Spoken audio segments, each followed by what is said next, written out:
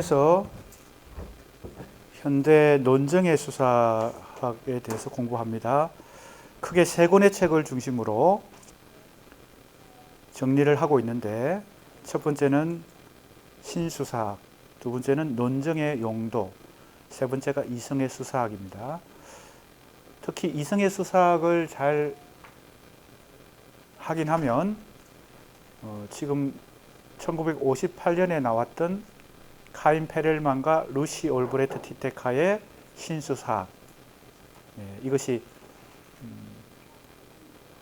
현대 논정 이론의 원천을 이룬다. 또 하나는 비트겐슈타인의 제자인 스티븐 툴민의 논정의 용도, 같은 1958년에 나온 책인데, 이 내용이 다 수용이 되고 흡수되어서 또 이 두 권 위에 또 많은 현대 논정의 이론들이 여러 층위에서, 여러 영역에서, 조금씩 다른 영역에서 전개되어 온 것을 이제 재구성했으니까요. 총정리했으니까, 어떻게 보면 이 제임스 크로스하이트가 쓴 이성의 수사학, 이 책을 잘 읽어보면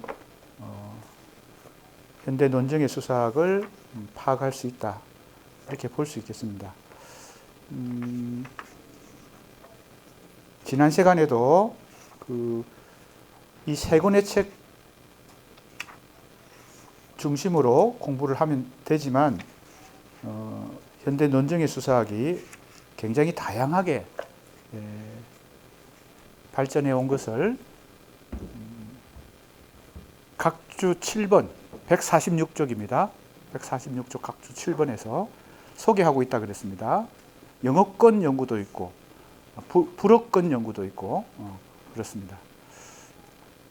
미셀 메이에르, 올리비에 러블, 그리즈, 이게 불어권이고요. 영어권에서는 오류 연구, 비형식 논리, 비판적 사고, 커뮤니케이션 논정, 다양하게 이렇게 전개되어 온 것을 이제 종합했다, 이렇게 보면 되겠습니다. 지금 간단하게 이 이성의 수사학이 크게 네 가지 이론으로 되어 있다는 것을 다시 한번 도식으로, 그림으로 한번 확인해 보겠습니다. 동그라미를 크게 기본적으로는 두 개를 그리면 되죠. 화자와 청자 사이에, 자, 이게 첫 번째 이론입니다. 주장하기 이론이죠. 이걸 1이라고 해보겠습니다. 청자가 여기에 대응해서 질문을 한다. 이것이 두 번째 이론입니다. 바로 이 번역서인데, 이 이성의 수사학의 본론을 이루고 있는 큰 장이, 이제 첫 번째 장이 주장하기라는 제목이 붙어 있고요. 두 번째 장이 질문하기라고 붙어 있고, 세 번째가 뭐라고요? 갈등이라고 붙어 있습니다. 갈등은 어디에 존재할까요? 1번과 2번 사이에 갈등이 존재한다. 이건 3번 이론입니다. 다른 말로 하면 의견의 차이가 있다. 여기서 끝나는 것이 아니겠죠. 여기서 끝나면 판단을 하기가 어렵잖아요. 최종 판정을 누군가가 한다는 것이죠. 그것이 이제 여기 나오는 청중, 세 번째 동그라미입니다. 청중은 주장하는 사람과 질문하는 사람이 아닌 제3자, 청중입니다. 이게 바로 뭐예요? 네 번째 이론입니다.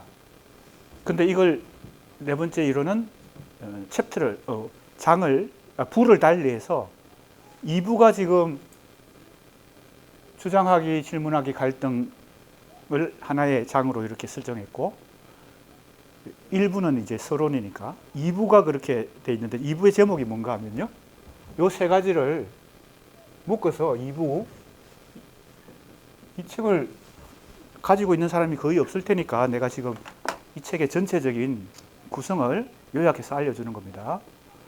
이 책이 아까도 얘기했지만 현대 논정의 수사학을 종합하고 있으니까, 2부의 제목이 논정행위 이론의 재구성이에요. 자, 여기서 두 가지를 우리가 다시 확인할 수 있습니다.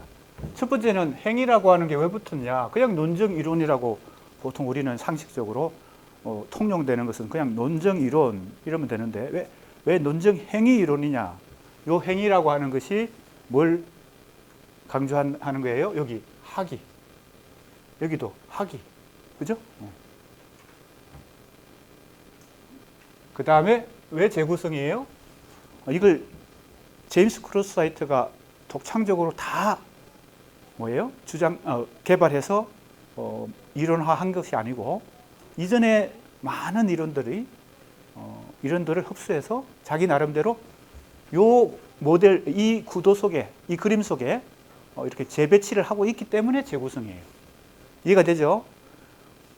그렇기 때문에 재구성을 구체적으로 보여주는 것이 이 주장하기 이론 안에서도 여러 이전의 기억 이론, 니은 이론, 디귿 이론 이런 걸 다 여기다가 수용하고 흡수해서 이전에 레비나스의 말해진 것보다 말하기가 더 중요하다. 레비나스가 미리 이미 얘기했던 것을 그것은 내 지금 이 논증 이론 속에서는 이 모델 속에서는 여기 속한다.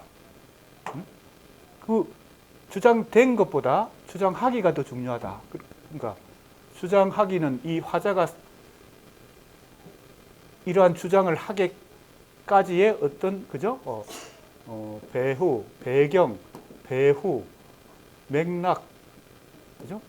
어떤 이해관계, 뭐 이런 게 이데올로기 이런 게 작용을 했을 테니까 이것까지를 행위로 보고 고려하는 거죠. 주장된 것은 그 결과물일 뿐이고 그 텍스트고. 그래서 질문하기도 마찬가지겠죠. 이 청자가 질문한 것만을 연구의 대상이 삼지 않고 이 청자가 어떠한 그죠? 배경과 배후와 이해관계와 이데올로기와 그죠? 이러한 요소들에 의해서 이런 질문을 하게 되는지를 고려해 볼 수 있다는 것이 행위라는 말에 포함이 되어 있습니다. 그래서 이전에 우리가 학문과 지식 체계에서는 고려하지 않았던 요소를 이 논증의 수사학은 굉장히 많이 살펴봐야 된다라고 얘기하고 있는 거죠. 지금 우리 한국의 정치 현실 속에서 이것을 우리가 너무나 지금 피부로 실감하고 있습니다. 어떠한 주장도, 그죠? 그 배후의 혹은 배경의 어떤 정당의 이해관계 같은 것이나 아니면 심지어는 성차, 남녀 간의 혹은 계급 간의 어떤 당파성 같은 것이 작용하고 있다는 것을 우리가 현실에서는 충분히 알 수 있죠. 그런 학문에서는 그러한 학문을 어떤 학문도 그렇게 하진 않았다는 겁니다. 논증의 수사학은 그 부분까지도 할 수 있고 이 갈등을 그냥 방치하지 않고 어디에 그죠? 일종의 화해가 아니죠. 합의에 도달하는 것을 목표로 한다. 다른 말을 하면 왜 합의에 도달해야 돼요? 그것이 사회적 정의에 부합하는 것이기 때문에. 그죠? 그런 의미에서 이 진리 개념이 아니고 데카르트적 진리 개념이 아니라 새로운 개념의 합의와 정의의 개념으로 혹은 이때 또 보편을 추구하지만 이 보편은 데카르트가 생각했던 그 우리 꼭지점 A 꼭지점에서 이성 주체 진리 그 A 꼭지점이 추구했던 그 보편하고도 좀 다른 새로운 보편의 가치를 추구하는 것이죠. 그래서 이제 이 청중 이론에서 이제 가장 핵심적인 개념이 보편 청중을 어떻게 구성하느냐. 현실의 모든 이 판단하는 사람 청중은 어쩔 수 없이 특정 청중인데, 그죠? 왜? 이런 게 다 얽혀 있으니까. 말하는 사람과 듣는 사람 혹은 주장하는 사람과 질문하는 사람만 그런 게 아니고 심지어는 우리가 그죠? 현실에서는 이 판단하는 사람 혹은 그죠? 이걸 결정하는 사람, 이 청중 대통령 선거에서는 유권자, 뭐 대통령 선거든 국회의원 선거든 이 유권자들도 완전한 건 아니죠. 인간이니까. 그리고 법정 현실에서는 판사, 그죠? 지금 우리가 내일인가요? 헌법재판소에서 헌법재판관들도 사실은 이 청중에 해당되죠. 어떻게 보편 청중을 만드느냐, 구성하느냐 굉장히 중요하죠. 지금 그걸 가지고 사실은 어떻게 보면 여당, 야당에서 투쟁하고 있다고도 볼 수 있습니다. 어떻게 보편 청중, 어떻게 구성해야 이 보편 청중이 되느냐 서로 싸우고 있는 거죠. 논리로. 그죠? 특정 청중을 A라는 특정 청중이 여기에 포함되면 이 보편의 가치에 훼손된다. 이렇게 주장하는 집단이 있는가 하면 이 A라는 재판관이 이 보편 청중에 포함이 꼭 돼야 이게 보편 청중이다 라고 주장하는 집단이 있을 수 있겠죠. 그러니까 이 청중도 다시 우리는 평가해 봐야 되는 상황이 됩니다. 보편 청중이라는 개념은 그래서 어떠한 개념일까요? 이건 완성된 개념이 아닙니다. 즉 목표 개념이지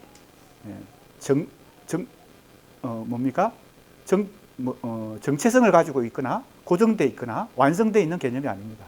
목표 개념이에요. 지향점을 어디에 두는 거예요? 보편 청중에 두는 것입니다. 어떤 제도에서도 이 보편 청중을 도달해야 뭐예요? 사회 정의에 조금 더 근접할 수 있죠. 그러나 100% 보편 청중이라고 하는 것은 현실에서는 완전히 현실에서 구현되기는 쉽지는 않겠죠. 다만 거기에 다가가려고 서로 노력하고 경쟁하고 한다는 겁니다. 그래서 이 청중이 중요하다고 하는 것을 처음으로 얘기한 사람이 카인 페렐만과 루시 오브티테카의 신수사학이고 그걸 이제 제임스 크로스화이트가 받아들여서 수용해서 이 책에서 이성의 수사학에서 이 네 가지 이론을 펼칩니다. 첫 번째 주장하기, 두 번째 질문하기, 세 번째 갈등, 네 번째 청중 이론입니다. 자, 이제 지금 얘기한 것도 어떻게 보면 지난번에 강의했던 것을 다시 요약한 것이니까 계속 반복적으로 이렇게 해야 조금 우리 교재 내용이 어려운 면이 있기 때문에 계속 내가 요약하고 반복적으로 설명하고 그렇게 하는 것입니다. 자, 이제 진도를 나가려면 어떤 부분들이 나오나 하면요. 이 주장하기에 해당되는 여러 이론들을 이제 소개합니다. 그 다음에 질문하기에 해당되는 여러 요소들을 또 소개하고요. 그 다음에 갈등 이론에 해당되는 걸 소개하고 이렇게 하나의 장마다 주장하기 이론, 질문하기 이론, 갈등 이론, 청중 이론 이렇게 이 책이 전개되니까 지금 우리 교재도 그렇게 전개를 하고 있습니다. 바로 이 부분입니다. 하브마스, 레비나스, 스탠리 캐벨. 우리 그 첫 번째 단원에서 이 얘기가 나왔었던데 그때 설명을 내가 자세하게 안 하고 미루어두었습니다. 자, 이제 조금 설명을 해야 될 것 같아요. 여기 각주가 그래도 조금 구체적인 설명들이 왜냐하면 중요 개념들이 나오면 각주에서 조금 설명을 보충하고 있습니다. 여기 17번 각주는 바로 반복 가능성에 대한 조금의 보충 설명이 있죠. 그러니까 이건 누구 얘기예요? 데리다 얘기예요. 그죠? 이게 자연이라 그랬죠? 반복 가능성. 그 다음에 이제 이거는 읽어보기라고. 지금 우리가 해야 될 것은 바로 여기입니다. 하브마스의 타당성 주장. 이론가와 그의 핵심 이론 잘 기억을 해둬야 되겠죠. 중간고사 준비를 위해서라도요. 하브마스의 타당성 주장이 뭘까? 레비나스의 개념, 바로 말하기. 말해진 것보다 말하기가 더 중요하다. 또 하나가 더 있죠. 스탠리 카벨의 승인. 자, 그 각 이론가들의 핵심 개념 한두 가지만 가지고 지금 요약을 해보겠습니다. 지금 여기 나오는 각주를 내가 설명을 다 한 것입니다. 일상성에 대한 얘기도. 자, 이 부분입니다. 하버마스는 근대성이라고 하는 모더니티라고 하는 이 근대성이 포함하고 있는 A 꼭지점을 생각해 보면 돼요. A 꼭지점에서 데카르트, 칸트, 헤겔이 대표적으로 보여줬던 그 이성주체 진리 이것이 가지고 있는 뭐예요? 장점을 이 포스트 모더니즘 시대에 끝까지 주장했던 사람, 대표적인 사람이 하버마스입니다. 그래서 근대성이 아직 미완이다. 미완이란 말이 뭐예요? 아직 근대성의 과제도 우리 인간들이, 인류가 다 제대로 실천하지 못했는데, 그 근대성을 부정하고 비지점으로, 그죠? 비지점 뭐예요? 해체주의, 혹은 포스트 모더니즘, 혹은 후기 구조주의. 그걸 정면 부정하는 그런 흐름이, 사상적 흐름이 세계적으로 홍수를 이룰 때, 하버마스는 끝까지 근대성은 아직 미완이니까 우리가 근대성을 완성해야 된다. 그러면서 합리성을 계속 강조한 거예요. 합리성을. 자, 그 합리성이란 게 바로 뭐예요? 지금 그 중에 어떤 걸 크로스화이트가 받아들일까요? 여기 나옵니다. 타당성 주장입니다. 우리 일상성이라고 하는 개념이 앞에서 나왔었잖아요. 그죠? 바로 기억날 겁니다. 여기 나오잖아요. 일상성 개념. 말과 행위, 오스틴. 그죠? 그것하고 좀 비교해보면 더 쉽습니다. 데리다의 생각과 상당히 다른 거죠. 데리다는 사연에 의해서 기표와 기가 일치하는 경우가 거의 없기 때문에, 그죠? 오히려 뭐예요? 이성을 부정하고, 그래서 진리에 도달할 수 없다고 생각하고 주체도 붕괴시키는 것이죠.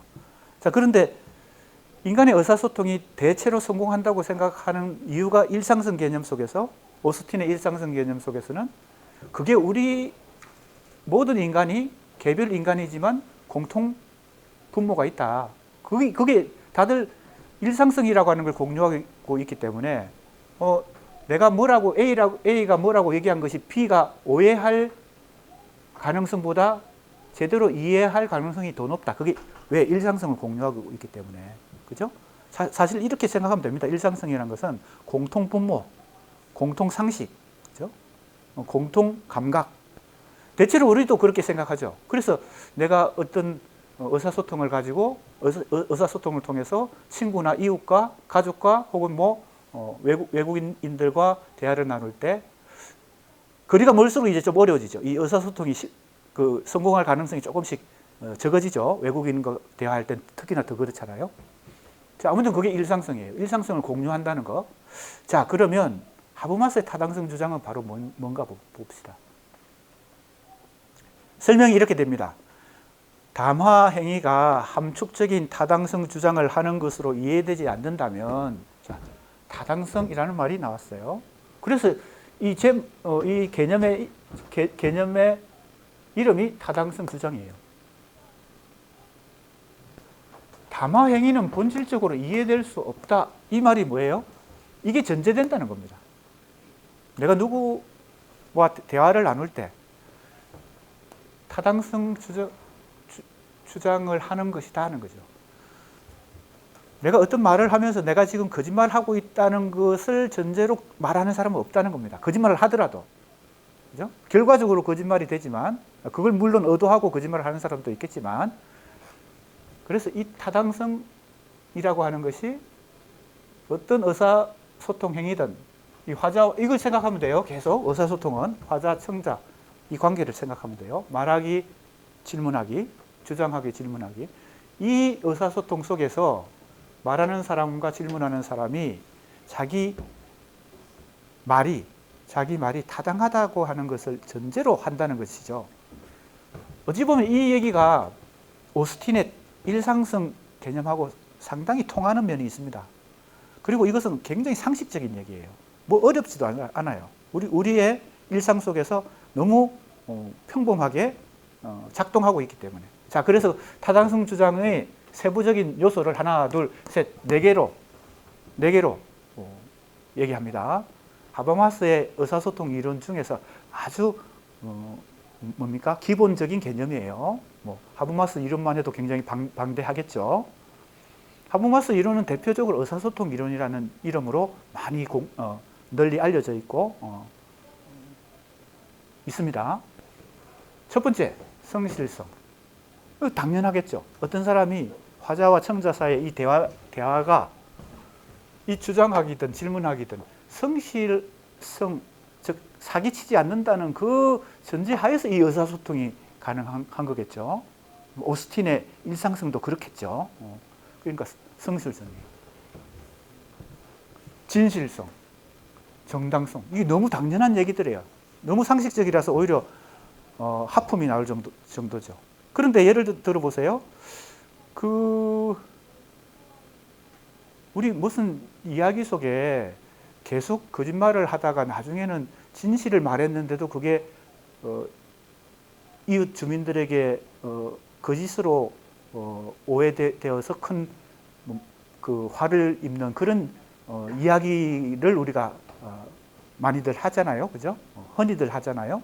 그 경우에 그 이야기 속에서 평소에 거짓말하는 사람은 이게 보장이 안 돼 있죠.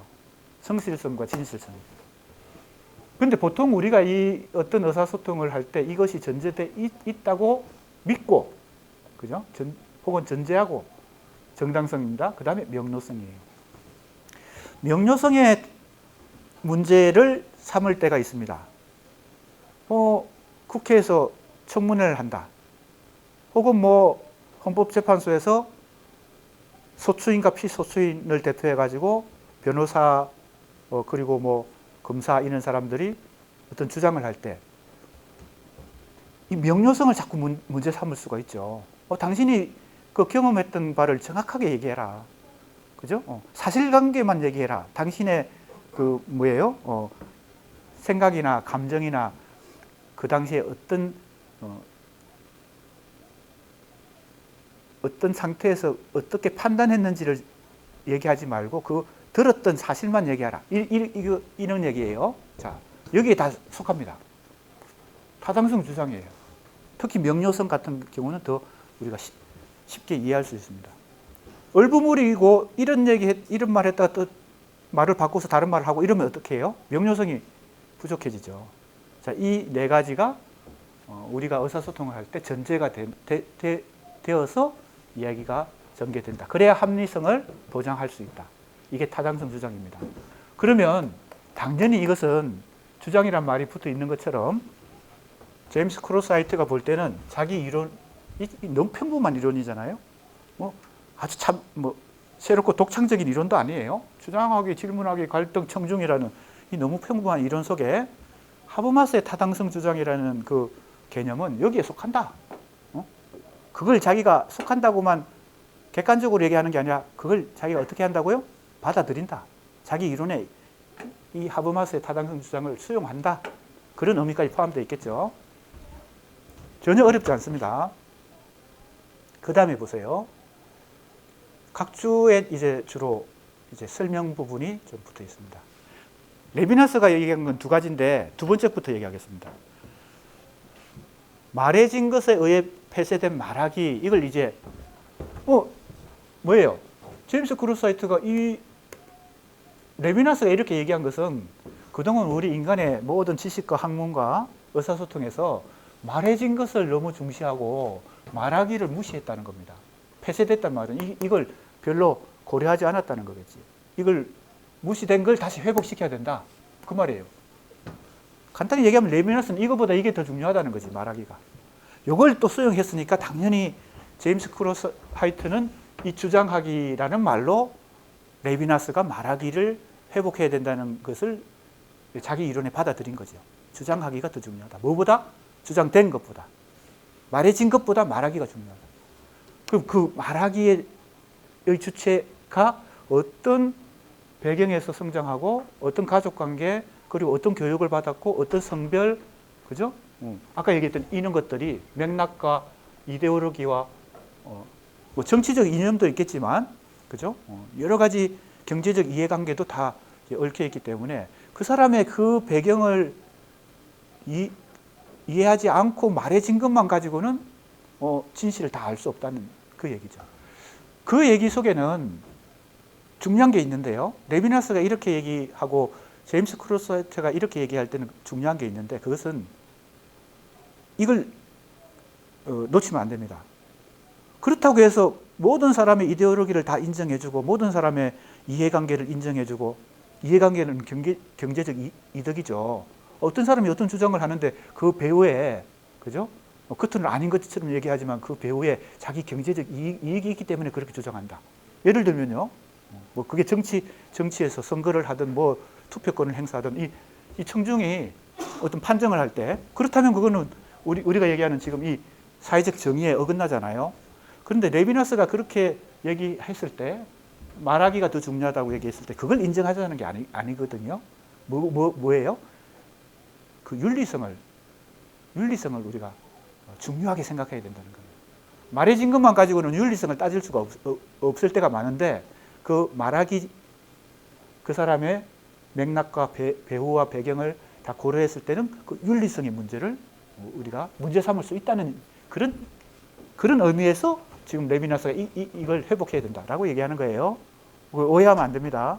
모든 사람이 이해관계와 이데올로기가 다 얽히고 거기서 자유로운 사람이 없기 때문에 다 그걸 인정해 주자, 그런 얘기가 아니에요. 자, 그래서 이 얘기. 그 다음에 이제 요걸 좀 이해해야 되겠죠. 근접성을 이해하기 위해서 한번, 여기 설명이 이렇게 나옵니다. 존재와 인식을 저도 모르게 영향받는 것, 타인에 대한 근접성이다, 이렇게 얘기해요. 근접성이란 말만 가지고는 좀 이해가 잘 안 됩니다. 쉽게 얘기하면요, 근접성은 가깝고 멀고의 관계죠. 가까운 경우와 멀고의 관계. 우리가 이웃, 가장 가까운 곳은 가족, 그죠? 직계 가족, 아버지, 어머니, 나. 그 다음에 가족 중에서도 뭐예요? 형제 관계, 사촌, 그죠? 그 다음에는 뭐가 돼요? 친척. 그 다음에 이웃, 공동체, 지역 공동체. 그 다음에 이제 민족 공동체, 국가 공동체, 이렇게 나가잖아요. 넓어지잖아요. 이게 다 근접성으로 이루어져 있다는 겁니다. 우리가 지식과 학문의 세계에서는 이 근접성에 대해서 전혀 고려하지 않았는데, 이게 뭐예요? 바로 자기도 모른다는 것은 자기 의지와 자기 이성과 자기 노력으로 된 게 아니에요. 이거는 저절로 그렇게 된 거지. 즉 어떻게 보면 운명으로 주어진 거지. 거기에 영향을 받는 겁니다. 내가 영향을 받지 않겠다고 내 의절하겠다, 부모하고 의절하겠다, 독립하겠다, 그래도 이게 안 되는 거죠. 그죠? 그게 바로 근접성이에요. 그 관계를 생각해 보면 됩니다. 그럼 이제 아주 쉬운 예는 이제 민족 공동체를 생각해 봅시다. 북한 동포가 예를 들면요, 상당히 경제적으로 어렵고 곤란해서 식량 부족으로 굶어 죽는 동포들이 생긴다. 그러면 내가 그 북한 동포하고 아무 가족 관계도 친척 관계도 아니지만 동포기 때문에, 민족 공동체이기 때문에 내가 기금을 후원금을 좀 내고 싶다라는 마음이 생기는 거지. 산불이 났는데, 그죠? 영남 지역에 산불이 났는데 내가 영남 지역하고는 아무 연고가 없어. 나는 경기도 사람이야. 우리 가족도 친척도 아무도 영남에는 사는 분이 없어. 그래도 뭐예요? 근접성이 있는 거죠. 그러니까 이것은 운명적으로 영향을 받는 것이고, 자기도 모르게 영향을 받는 그 근접성이다. 이것도 뭐가 그 안에 전제되어 있을까요? 똑같아요. 이거 말하기에 아까 윤리성이 중요하게 숨어 있다 그랬잖아요. 이 근접성도 윤리성을 상당히 강조하는 것입니다. 레비나스가 이제 이런 주장을 했는데, 이것도 어떻게 보면 뭐예요? 여기에 속한다라고 하면서 제임스 크로사이트가 받아들이는 겁니다. 수용하는 거예요. 자, 여기에 내가 설명을 좀 붙였습니다. 질문하는 동기가 있다. 그지? 말해진 것보다 말하기를 회복해야 된다라는 말은 질문하는 행위 그 자체에 동기가 있다. 그리고 이웃에 대한 응답이다. 응답이란 것은 책임감 같은 거죠. 영남 산불에 내가 뭔가 조금이라도 도와주고 싶은 마음이 있는 거, 이게 바로 근접성이란 겁니다. 그러니까 응답이죠. 뭔가 내가 답을 해야 되겠다는 생각이 드는 거예요. 반응을 해야 되겠다고 생각하는 거죠. 북한 동포든 영남의 산불 이재민이든 나하고의 관계가 뭘로 얽혀 있어요? 근접성이라는 개념으로. 이걸 이제 레비나스라는 사람이 상당히 뭐예요? 윤리성을 중심으로 철학을 펼치고 있는 거죠. 윤리의 철학, 윤리학을 펼치고 있죠.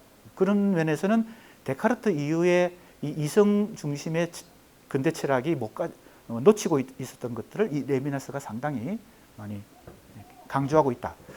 그걸 뭐예요? 제임스 크로사이트가 여기다가 자기 이론에 재구성해서 수용하는 것입니다. 그 다음 보세요. 스탠리 카벨의 이제 성인입니다.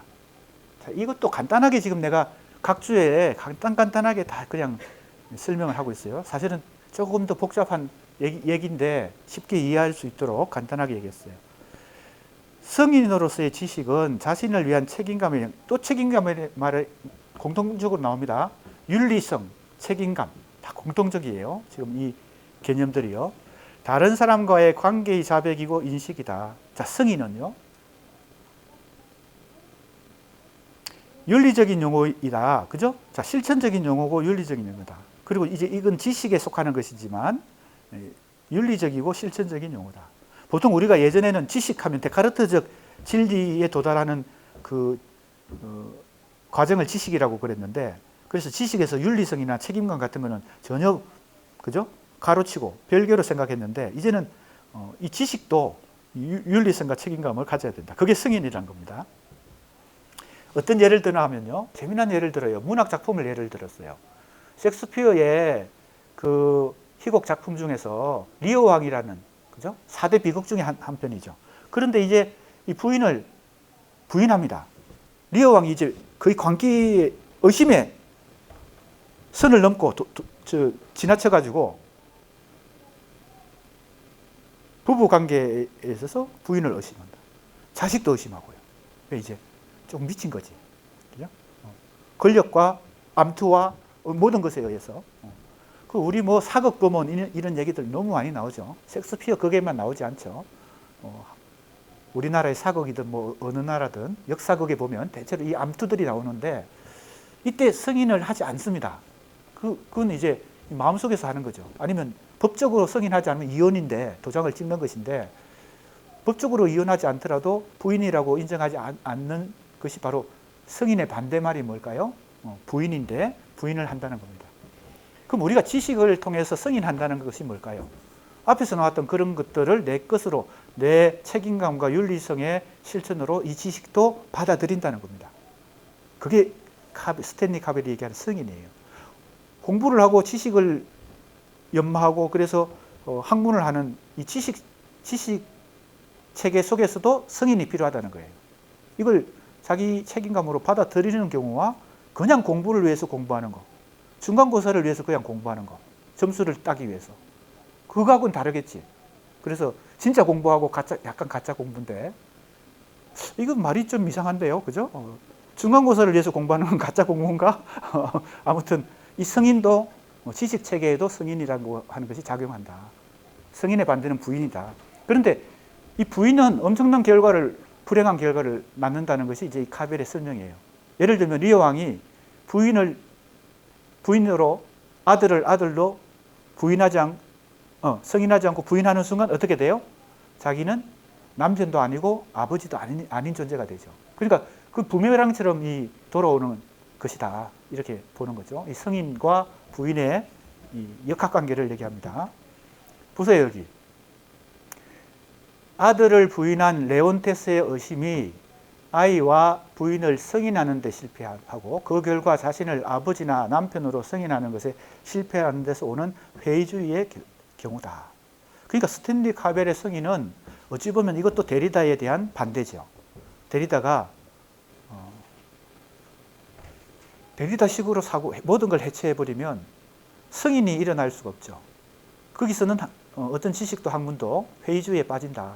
승인을 해야 그것을 지식으로 혹은 학문으로 받아들일 수 있다. 자, 그 얘기니까 이 얘기도 크게 보면 이 자기 이론 속에 끌어들인다. 이렇게 볼 수 있겠습니다. 자, 여기까지가 제임스 크로사이트가 기존의 이론가들을 자신의 주장하기 이론에 재구성하는 구체적인 사례들입니다. 공통점은 뭐예요? 책임감과 윤리성이다. 이렇게 볼 수 있습니다. 그동안 모든 철학과 학문과 지식 체계에서 이 윤리성의 문제가 도외시되었는데, 사회적 책임감도 도외시되었는데, 그걸 굉장히 강조하고 있다는 것을 우리가 알 수 있죠. 뭘 통해서? 이 논정행위 이론을 통해서 그것이 굉장히 강조되고 있고, 사실은 제임스 코르사이트 이전에 그런 것들을 주장했던 이론가들이 있기 때문에 그걸 다 자기 흡수해서 종합하고 있다. 그 다음에 이제 질문하기 이론입니다. 벌써 우리가 이 책 한 장을 공부한 거예요. 이 책의 상당 부분을 짧은 시간에 한 10분 동안에 공부했어요. 이제 두 번째 장, 질문하기 장으로 넘어갑니다. 역시 핵심 이론가와 개념을 중심으로 질문하기입니다.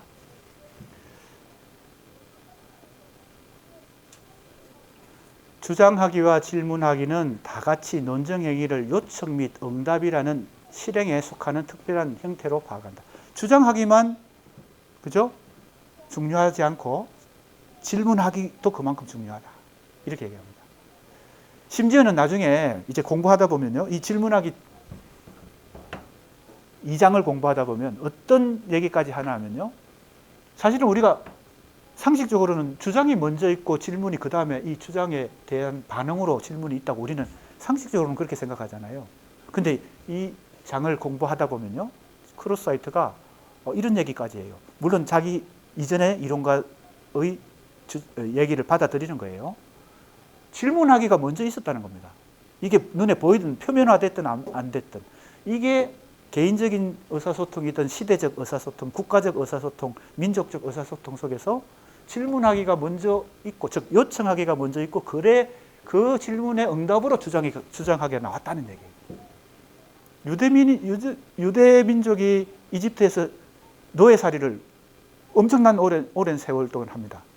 그러니까 그 민족적 요청이, 질문하기가, 우리 독립해야 된다, 해방해야 된다, 모세를 세우는 거죠. 여기 또 누구 모세라는 학생이 있는 것 같아요.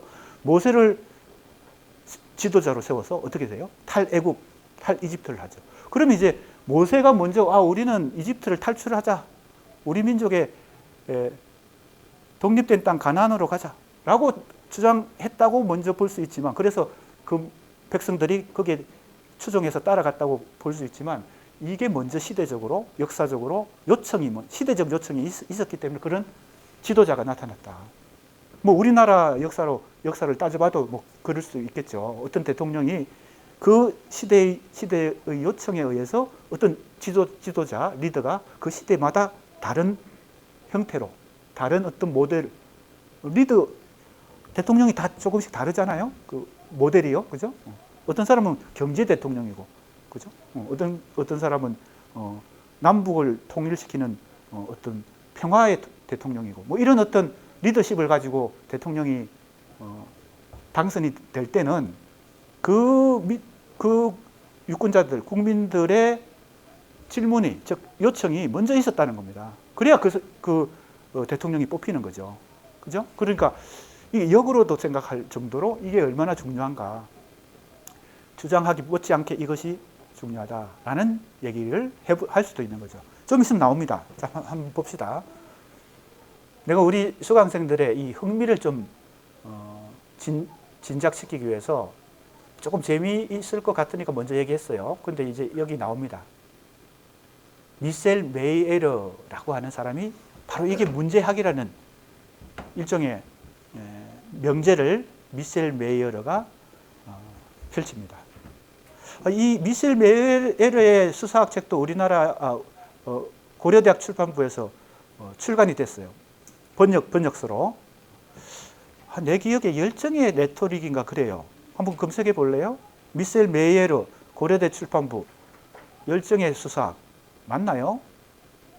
내가 번역한 게 아니기 때문에 조금 기억이 부정확한데, 그만큼 우리 고려대 출판부에서 이 수사학 총서라고 해서 그 중에 이제 한 권이 이제 바로 이 책입니다. 수사학 총서 중에 한 권이 제임스 크로스하이트의 이성의 수사학. 내가 번역한 이 책입니다. 맞나요? 검색이 되나요? 미셸 메이에러? 뭐라고 나와요? 열정의 레토릭 맞죠? 네. 그리고 스티븐 툴민, 논변의 사용이라고 돼 있나요? 고려대 출판부? 내가 얘기했던 그 책. 스티븐 툴민, 논변의 사용. 검색이 되나요? 예. 자, 미셸 메이에러의 문제학이 바로 지금 내가 얘기한 그거예요. 내가 좀 더 이해를 돕기 위해서 그냥 먼저 얘기했어요. 보세요.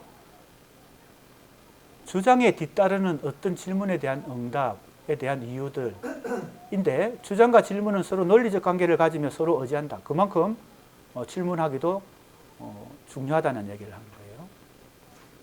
밑에 한번 볼까요? 여기 나오네요. 각주 22번에 나옵니다. 명제들은 언제나 질문에 대한 대답들이다. 명제는 어떤 주장의 결과가 명제거든요. 주장하기가 이루어져서 명제가 만들어지려면 어떤 질문하기가 먼저 있어야 그 명제가 만들어진다. 그만큼 질문하기가 중요하지. 아까 내가 얘기했지만 민족의 측면이든 그게 한 개인의 측면에서도, 그죠? 어떤 주장을 하기까지 뭔가 개인적 자기 요청이 있었겠지. 그죠? 그게 사실은 중요하죠. 그 질문하기가 중요하죠. 내가 지금 사는 목적이 뭔가? 라는 질문이 그 사람에게 목적을 가지게 만드는 거지. 목표를 가지게 만드는 거지. 진로를 결정하지 못해서 방황하다가 어떤 학생이 자기 내적으로, 개인적으로 계속 그 요청이, 그 질문이 강하게 생겨가지고 그것이, 그죠? 어떤 하나의 명제로 혹은 진로를 결정하는데 중요한 힘이 되는, 원동력이 되는 것처럼 지금 질문하기가 얼마나 중요한지를 얘기하고 있습니다. 메이에러가 명제에 대한 추론에 있어 근본적인 질문이 이미 이루어졌으며 우리의 과제는 그것을 발견하는 데 있다. 그러니까 질문이 그만큼 중요하다. 이 이론에서 주장하기 못지않게 질문이 중요하다는 걸 얘기하고 있는 것입니다.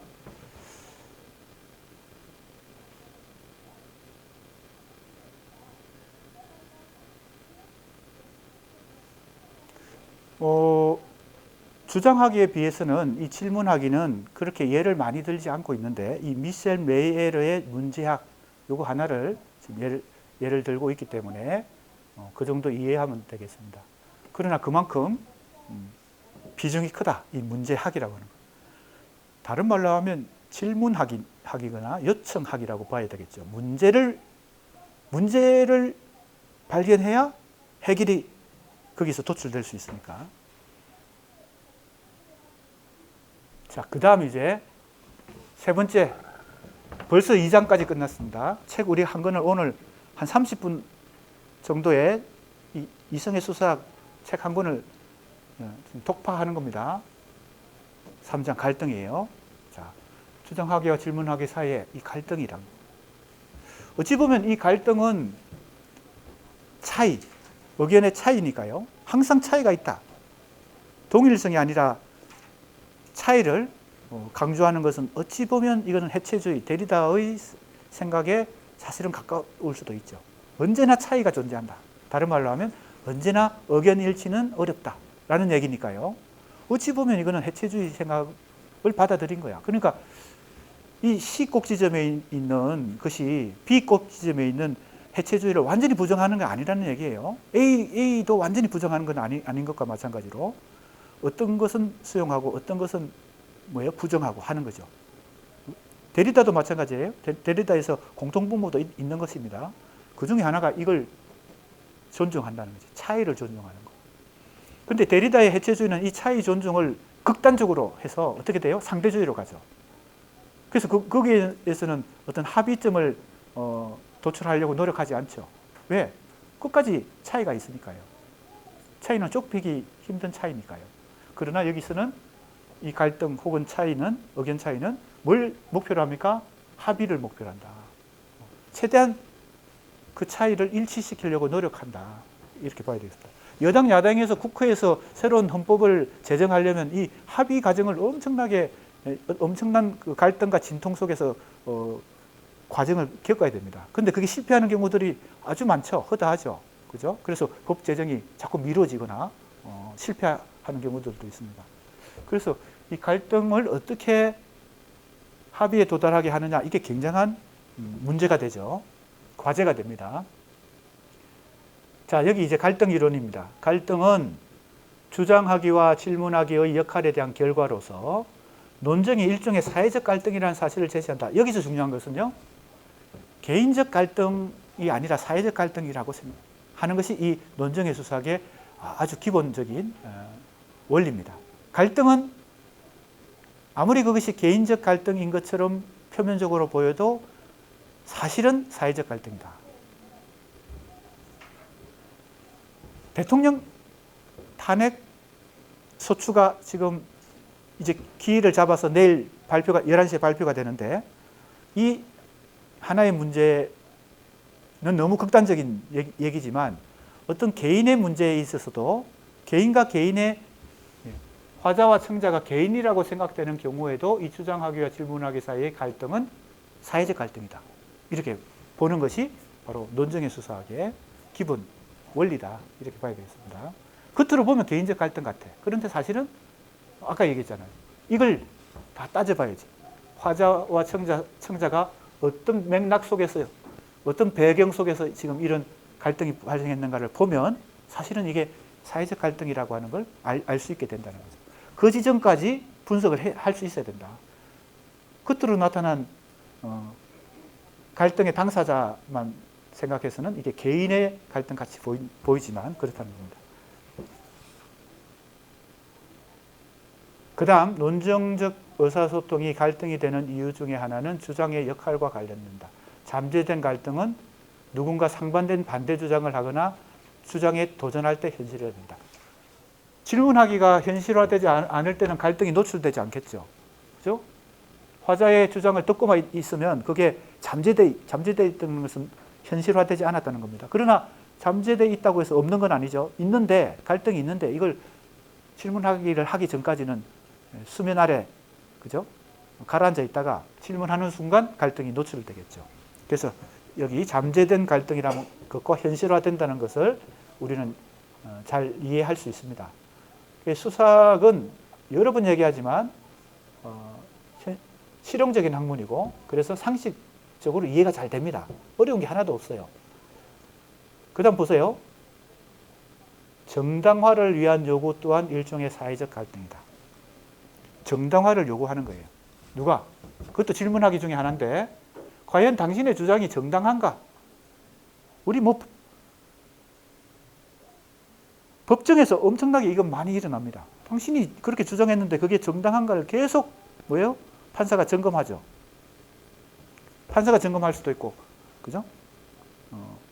피고나 원고가 계속 점검을 하죠. 이러한 전제하에 크로스사이트는 논정적 추론에서 두드러지는 갈등을 방식, 당사자. 자, 하나씩 조금 예만 들어 보겠습니다. 당사자가 아까도 얘기했지만 겉으로 드러난 당사자만 우리가 봐서는 안 되고 그 배후의 당사자가 누군지를 살펴보면 그것은 굉장히 연루된 사람들이 많을 수도 있고, 그래서 그것은 개인적 갈등이 아니라 사회적 갈등이다. 그래서 표면화된 당사자가 아니라 실제 숨어있는 당사자가 있을 수 있다. 대리인을 세우는 거죠. 대리인을 세워서 싸우는 거죠.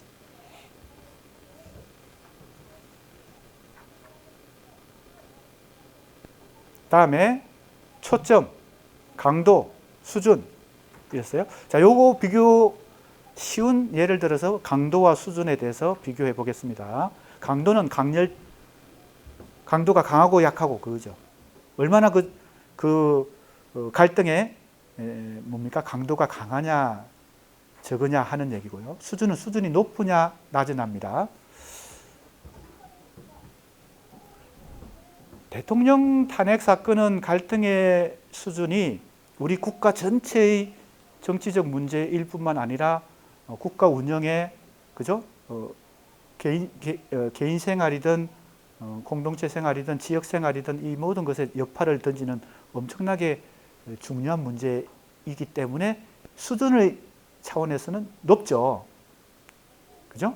그게 이 갈등이 얼마나 큰 영향력을 가지느냐 혹은 얼마나 큰 범위에서 작동하느냐가 수준의 차이를 만듭니다. 그래서 그 높은 수준의 갈등이에요. 지금 그 대통령 탄핵 사건은요, 수준이 높은 지금 갈등이에요. 엄청난 갈등을 지금 빚고 있잖아요. 자, 그런데 갈등의 강도로 보면요, 이게 내가 지금 오늘 집에서 아파트 관리사무소에서 우리 아파트 3동에 어린이 놀이터를 짓기 위해서 각출을 한다. 10만 원씩 내라고 한다. 각 세대별로. 그런데 우리 집에는 아이가 없거든요. 아이가 없다는 게 아니고 그 놀이터에서 놀 만한 그 청소년 어린 아이가 없어요. 그러면 나는 그 놀이터를 별 사용할 이유가 없는데 똑같이 10만 원을 내라고 한다? 이게 좀 부담내다라고 생각할 거 아니에요? 예를 드는 겁니다. 내가 실제 그렇게 불만을 느꼈다는 게 아니고요. 우리 아파트 관리사무소에서 그런 요청을 했다는 얘기가 아니에요. 쉽게 이해할 수 있도록 예를 드는 겁니다. 그러면 어떻게 되겠어요? 불합리하다고 생각하기 때문에 관리사무소에 전화를 해요. 그래서 우리는 못 내겠다. 이것은 동대표 회의에서 결정된 결론이니까 한 세대가 개별적으로 이걸 거역할 수 없다. 이렇게 관리사무소에 답변을 해요. 그럼 내가 엄청난 갈등이 생기겠지요. 이걸 내기는 억울하고, 그죠? 어디 가서 이걸 법정으로 소송을 할까, 온갖 얘기 생각을 하겠지. 그러면 하루 내가 다른 일을 못하고 거기에 매달려가지고 갈등의 강도가 높아집니다. 그러니까 갈등의 강도가 높은 것은 수준하고는 다르다는 거예요. 대통령 탄핵 사건은 엄청나게 갈등의 수준이 높긴 하지만 나한테는 갈등의 강도는 우리 아파트 3동 놀이터 만드는 게 갈등의 강도가 나한테는 더 높은 거지. 그러니까 강도와 수준이 반드시 비례하지 않는다. 오해하지 말기 바랍니다. 내가 우리 아파트에서 그런 갈등을 지금 빚고 있는 게 아닙니다. 그냥 예를 든 것뿐입니다. 강도와 수준이 다르다는 걸 지금 얘기한 거예요. 수준이 높은 강도인데 나에게는 그렇게 갈등을 많이 주지 않는 경우도 있다. 예를 들면 그런 것이죠. 그러나 수준이 낮지만, 이거 얼마나 수준이 낮아요. 우리 아파트 3동에 국한된 얘기니까, 갈등이니까. 그러나 수준은 낮지만 강도는 나한테는 엄청 강하게 와닿는다. 갈등의 수단, 목적, 해명. 지금 내가 엄청나게 건너뛰면서 지금 하고 있기 때문에 실제로 어느 정도 자세히 공부하려면 이 번역서라도 읽어봐야 돼요. 원서를 읽으라고 하기는 좀 그렇고 번역서라도 읽어보고 더 자세한 공부를 할 필요가 있습니다.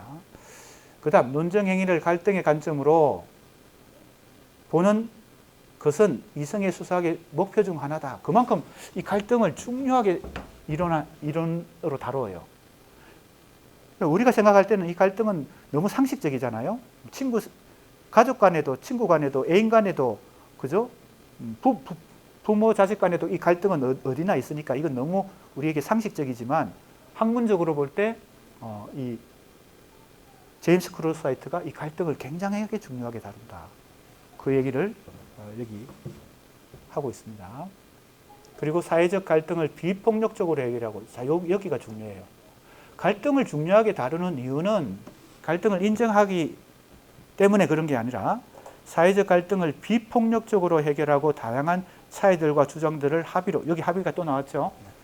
왜 갈등을 중요하게 생각하느냐? 비폭력적으로. 그러니까 그게 바로 뭐예요? 의사소통 이론이죠. 설득의 수사학이죠. 비폭력적으로 이 갈등을 해결해야 되니까요. 그러나 우리 인류의 역사상 이 갈등을 폭력적으로 해결하는 경우들이 허다합니다. 국가와 국가 사이에 그것이 대표적인 게 전쟁이죠. 인류 역사상 전쟁이 한 번도 끊어진 시기가 없었다고 하죠. 지금도 전 세계적으로 보면 최소 두세 군데에서 지금 전쟁이 진행되고 있는 것처럼 갈등을 폭력적으로 해결하는 경우들이 굉장히 허다하기 때문에 이 논증의 수사학, 의사소통 이론이 제임스 크로스하이트가 상당히 비중 있게 얘기하는 것이 이 갈등을 비폭력적으로 해결해서 합의에 도달하도록 하는 것. 이게 바로 지금 논증의 수사학의 아주 중요한 목표죠. 그래서 우리가 수사학을 공부해야 된다. 논증의 수사학을. 이 차이를 어떻게 비폭력적으로 해결하느냐가 중요한 것이죠. 자, 그 다음에 이어서 크로스하이트는 청중, 오류, 이데올로기의 문제를 중심으로. 자, 이 중에서 사실은 오류, 이데올로기도 중요하지만 청중이 가장 중요하거든요. 그래서 청중에 대해서 다시 이게 이제 3부입니다. 여기까지가 주장하기, 질문하기, 갈등까지가 2부 논증행위 이론의 재구성이에요. 그리고 내가 책의 제목을 그대로 여기다가 옮겨 놓은 것입니다. 2부. 그럼 3부는 제목이 뭘까? 3부는 약간 범주가 달라집니다. 논증의 평가입니다. 3부는요. 이제 평가 차원으로 차원이 달라지는 거지. 이제 3부 논증의 평가. 여기에 첫 번째 1장이 청중이고 2장이 오류고 3장이 이데올로기고 그렇습니다. 그죠? 자, 그래서 이데올로기도 중요하죠. 그죠? 오류도 중요하고요. 이제 청중 중심으로 한번 살펴보고 책 한 권을 이제 정리하는 것입니다. 30분 만에 정리할 책 한 권을 하는 셈입니다. 논증의 척도는 청중이다. 척도란 것은 판단의 기준입니다. 지금 우리가 너무 그걸 정치적 현실 속에서 너무 그걸 피부로 지금 느끼고 있죠. 주장하기와 질문하기가 계속 그죠? 강력하게 진행되더라도 그것을 판단하는, 평가하는 기준은 누가 가지고 있어요? 청중이 가지고 있다. 그래서 법정에서는 판사고 정치 현실에서는 유권자다. 이렇게 얘기했죠. 여기 바로 나옵니다. 특정 청중과 보편 청중 바로 나오죠. 사실은 이것도 누구 개념을 받아들인 거예요? 카인 페렐만, 그죠? 루시 올브리 티테크가 신수사학에서 이 얘기를 처음 했죠. 그죠? 특히 보편 청중. 보편 청중을 구성하는 방법이 두 가지라 그랬죠. 일반적으로 뭐 더 있을 수 있지만 굉장히 크게 유형화하면 두 가지입니다. 플러스 방법이 있고 마이너스 방법이 있습니다. 사실은 플러스 방법으로 모든 특정 청중을 다 합하면 보편 청중에 도달하겠죠. 당연히 그렇죠. 그러나 그건 무궁무진합니다. 끝이 없겠죠. 대한민국 대통령을 선출하는데 보편 청중은 어디까지 가야 될까요? 그래서 그거 연령별로 19세까지 가자고 하는 주장들이 있고 실제 그렇게 지금 된 거죠. 아닌가? 난 19세, 20세가 아니라서 별 관심이 없어서 정확하게 모르겠네요. 너무 거리가 있어가지고 연령대로. 아무튼 그것도 보편 청중을 더 확대하는 쪽으로 가는 거죠. 그리고 그죠? 해외에서 시민권을 갖고 있는 뭐 이중국적자라고 얘기하나? 아니면 우리 동포들까지도 투표권을 주자라는 이건 다 플러스 방법이에요. 계속 더해 가야 되는 거지. 세계문학사라고 하는 책을 편집하는 편집위원이 어떻게 해요? 한국 문학, 미국 문학, 일본 문학, 중국 문학, 미얀마 문학까지 다 포함해야 세계문학이 되는 거잖아. 계속 더 보태야지 사실은. 그러나 현실적으로는 전 세계 문학을 다 모은 세계문학 전집 만들기는 어렵잖아요. 그러니까 어디까지를 플러스 할 건가? 그죠? 이 고민되겠죠. 그게 바로 보편을 만드는 방법 중에 하나가 플러스. 계속 더해 나가는 겁니다. 그런데 빼는 방법도 있다 그랬잖아요. 보편 청중에 도달하기 위해서 어떤 특정 청중, 다 특정 청중이지만 그 중에서도 더 특정한 특정 청중을 빼버리면 그나마 보편 청중을 구성할 수 있다. 이렇게 생각하는 거죠. 올림픽 경기에서 체조 경기 이럴 때 심판 혹은 뭐 피겨스케이트 심판들의 이 판정에 의해서 엄청나게 순위가 달라질 거 아니에요? 그 정말 공정하게 판정을 해야 되는데 아까도 얘기했지만 이 청중이 얽혀 있어.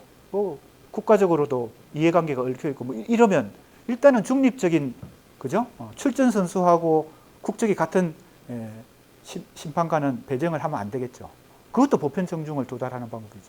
즉 배제함으로써 뺨으로 해서 보편 정중에 도달하는 방법이 있다.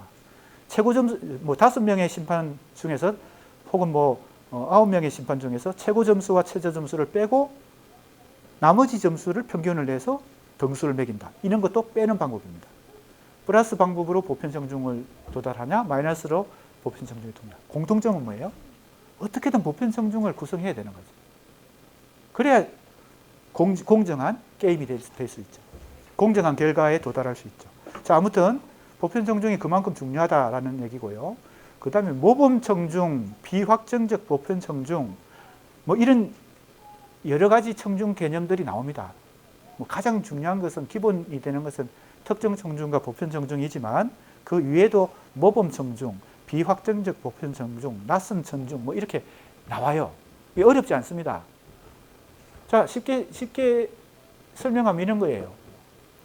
보편 청중이 확정적이지 않다는 얘기죠. 내가 여러 번 얘기했지만 이 특정 청중과 보편 청중도 처음부터 고정되어 있지 않다는 거죠. 케이스마다 이것은 계속 재구성해 나가는 것이고 변화가 된다는 것이죠.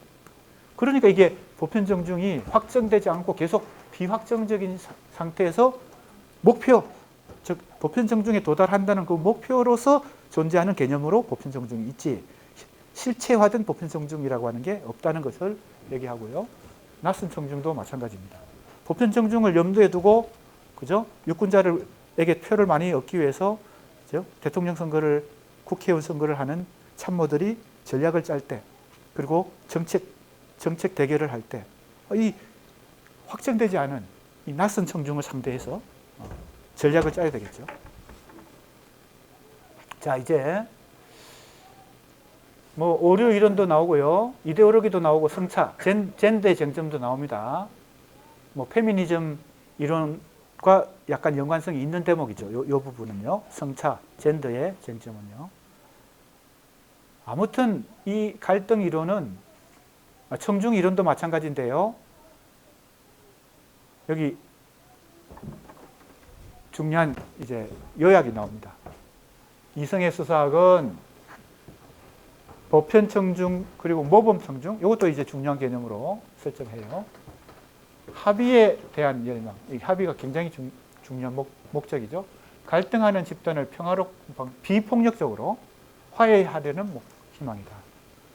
예, 논정의 수사학이 어떤 목표를 가지고 있는지 보여주는 것입니다. 자, 5장은 진도 범위에서 건너뜁니다. 생략합니다. 그럼 이제 이것도 중간고사 범위에서 빠지는 거죠. 페이지로 따지면 5장이 어디서부터 어디까지입니까?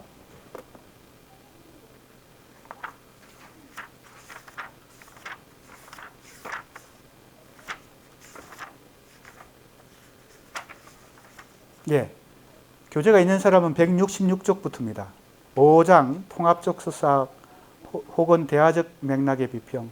이것은 이제 문학 비평과 논정의 수사학을 접목시켜서 김인환 평론가, 문학 비평가 김인환 교수, 우리 고려대 국문과 교수로 재직하다가 정년퇴직하고 지금은 명예교수로 계시고 학술원 회원이신 김인환 명예교수의 그 문학 비평이 이 수사학, 특히 문체의 수사학과 논정의 수사학을 통합한 통합적 수사학을 문학 연구에 혹은 비평에 대화적 맥락이라는 이러한 방식으로 접목시키고 있다, 융합하고 있다, 사례를 들어주는 겁니다. 그런데 이것은 건너뛰도록 하겠습니다. 왜냐하면 이제 이 책 전체가 수사학이든 정신분석이든 어떠한 문학과 다른 어떤 학문 체계와 문학을 접목시켜서 융합하려고 하는 거니까, 실제로 문학 연구에서 그러한 융합을 보여준 사례를 이 김인환 교수를 통해서 이 수사학 분야에서 사례로 든 것입니다. 우리가 진도 범위가 강범위하기 때문에 이것은 건너뛰어서 어디까지 건너뛸까요? 170쪽 6장 매점말까지, 매점말 위에까지 건너뜁니다. 5장 건너뜁니다. 자, 그럼 이제 매점말이 나오죠. 이 매점말은 이 본론에서 했던 이 모든 얘기들이 총정리되고 압축적으로 제시되어 있습니다. 내가 이렇게 얘기하면 금방 눈치채겠죠. 아, 중간고사, 기말고사 때 이 맺은말을 잘 활용하면 좋은 답을 쓸 수 있겠네? 라는 생각을 할 수 있습니다. 자, 우리가 첫 번째 단원을 공부할 때 너무 진도가 늦어서 야, 언제 우리가 중간고사 때까지 3개의 단원을 공부하나 그랬는데 두 번째 단원은 금방 끝났습니다. 게다가 책 한 권을 더 했어요, 우리가. 무슨 책? 이 책, 이승의 수사학, 제임스 크로사이트의 수사까지 한 권을 더 한 거예요. 짧은 시간에. 자, 그래서 시간이 5분 남았는데